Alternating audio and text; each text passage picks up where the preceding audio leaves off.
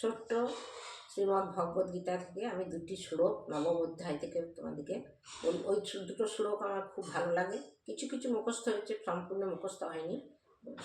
এখন আমি বলছি, তমেব মাতা চ পিতা তমেব, তমেব বন্ধুশ্চ সখা তমেব, তমেব বিদ্যাং দ্রবিণাং তমেব, তমেব সর্বং মম দেব দেব। এবার আমি নবম অধ্যায়ে যাচ্ছি। নবম অধ্যায় হচ্ছে রাজবিদ্যা রাজগুহ্য যোগ। এই ইয়েটার আমি দুটি শ্লোক তোমাদেরকে পড়ে শোনাচ্ছি। 26 নম্বরটা হচ্ছে, পত্রং পুষ্পং ফলং তোয়ং যো মে ভক্তা প্রযচ্ছতি তদহং ভক্তুম অপহৃতস্মি প্রযত্তাত্মন।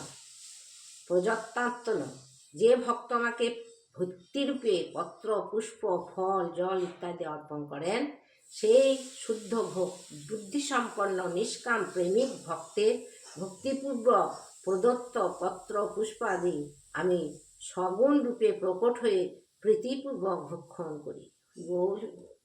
তারপরে শ্লোকটা হচ্ছে, যৎ করোষি যদুন্নাসি যজুহোষি দদাসি যৎ, যৎ তপস্বি কন্তেয় তৎ কুরুম্ব মদর্পণম।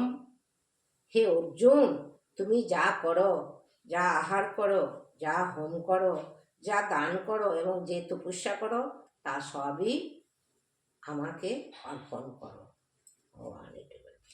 এই শ্লোকটা আমার খুব ভালো লাগে। আমার গুরুদেব বলেন,